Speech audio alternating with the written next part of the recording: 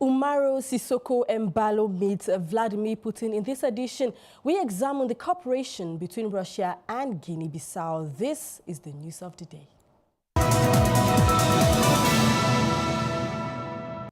A historic visit to Moscow on February 26, 2025, the president of Guinea Bissau, 𝘬𝑚𝑗𝑙𝐻𝑉, was received by Vladimir Putin at the Kremlin. This marks the first time a Bissau-Guinean president has visited Russia, signaling a turning point in relations between the two countries. Take a look. Upon his arrival in Moscow, 𝘬𝑚𝑗𝑙𝐻𝑉 was welcomed with honors before beginning official discussions with his Russian counterpart.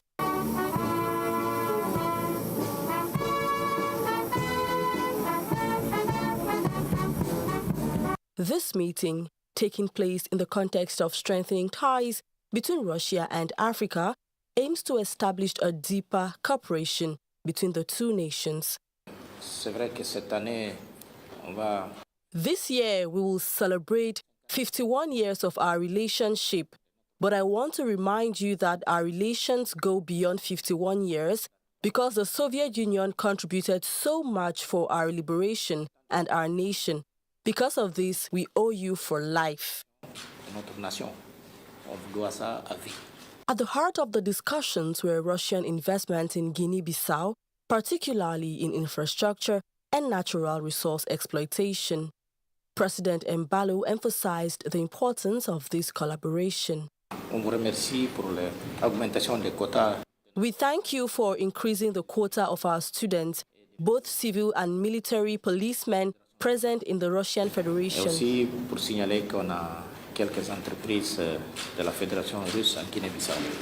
We equally have several Russian enterprises in Guinea-Bissau.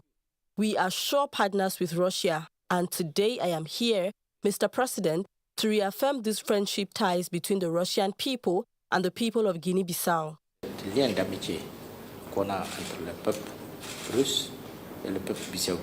Russian President Vladimir Putin, on his part, reaffirmed his commitment to supporting the country's development. This year, we'll celebrate 51 or 52 years, if I'm not wrong, of diplomatic ties between both our countries. And throughout these years, our relationship grew successful on the basis of mutual respect, growing trust, and you participate in the Russian-Africa Summit, and I want to thank you for that.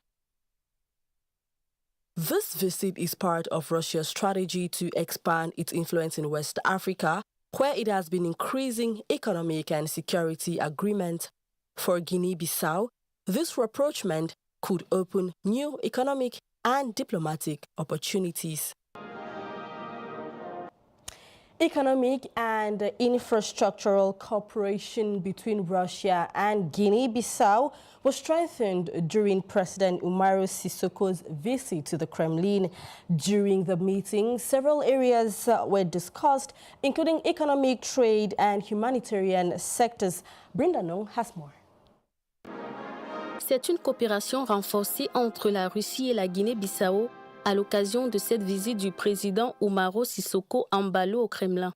Lors de ce rendez-vous, les deux pays ont discuté de la possibilité d'augmenter les échanges commerciaux et d'investissement. Les liens économiques et commerciaux entre nos deux pays devront encore faire l'objet d'une certaine attention de la part des deux parties. Et je compte bien sur le fait que nous nous mettrons d'accord sur l'institution de nouveaux échanges avec de nouvelles possibilités. Beaucoup de nos entreprises ont un intérêt croissant. Au cours de cette rencontre fraternelle, le patron du Kremlin, Vladimir Poutine, a proposé à son homologue l'augmentation du nombre de quotas d'études pour les étudiants bissau-guinéens en Russie. Il y a également les questions culturelles qui suscitent un intérêt croissant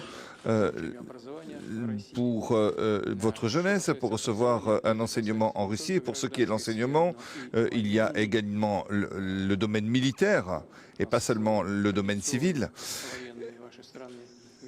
parce que votre pays a une tradition militaire et traditionnellement on reçoit une formation militaire de la part de la Russie.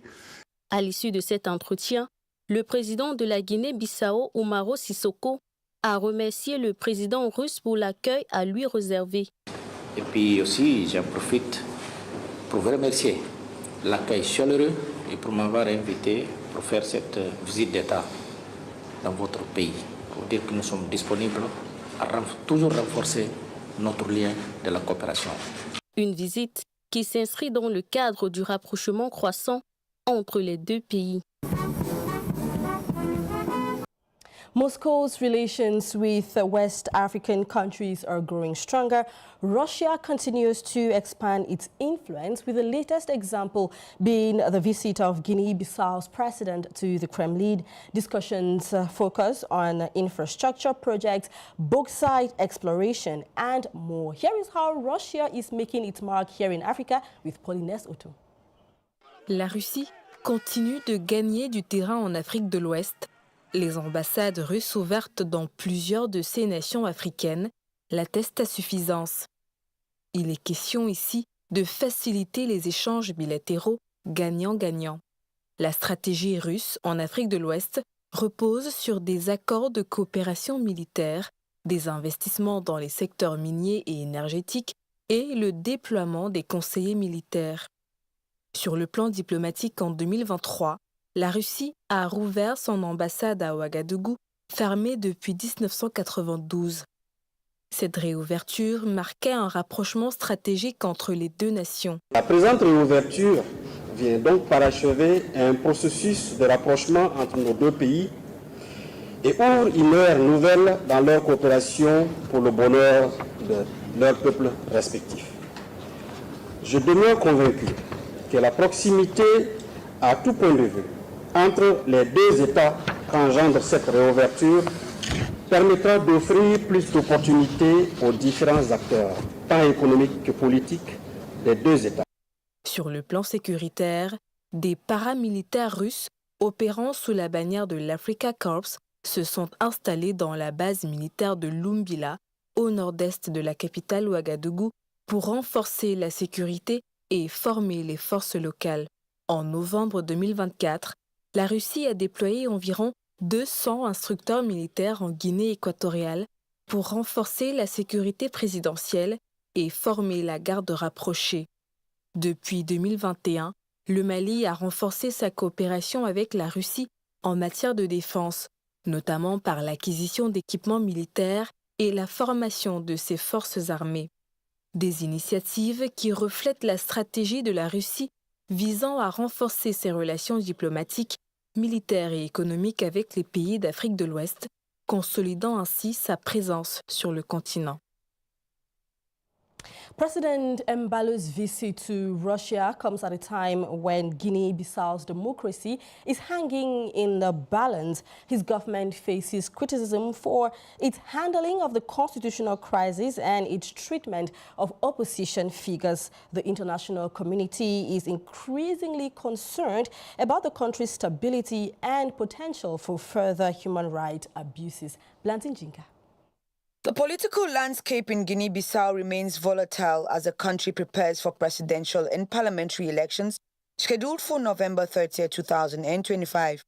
However, the controversy surrounding the expiration of President 𝘠𝑚𝑎rO 𝘠𝑚𝑏𝘢𝑙𝐿's term has added complexity to the situation. 𝘠𝑚𝑏𝘢𝑙's term is disputed, with some arguing it ended on February 27, 2025, while others claim it ends on September 4, 2025. The elections were initially planned for December 2024, but 𝘠𝑚𝑏𝘢𝑙 postponed them indefinitely in November 2024, citing security concerns. However, opposition parties have accused 𝘠𝑚𝑏𝘢𝑙 of authoritarianism and attempting to establish a dictatorship. The opposition has also criticized 𝘠𝑚𝑏𝘢𝑙's decision to dissolve parliament in December 2023, which they see as a power grab by the president. I have decided to give the floor back to the people of Guinea, so that once again this year they can freely choose at the ballot box the parliament they wish to have for an 11th term.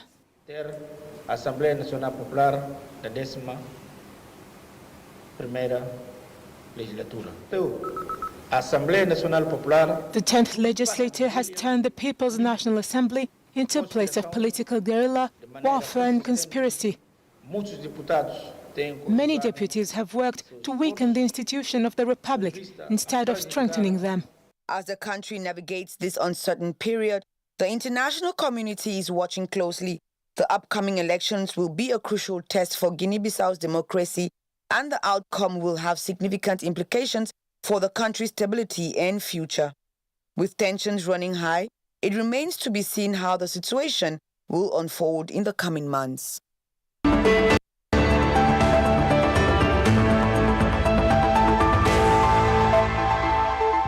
Now, televiewers, let's address an issue which is a deeply rooted cultural practice in many parts of Africa and in Cameroon in particular. I'm talking about bride price, yes.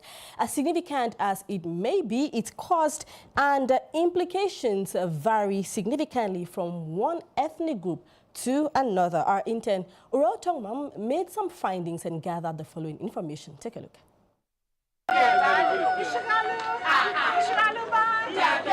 La dot. Un mot 5 millions.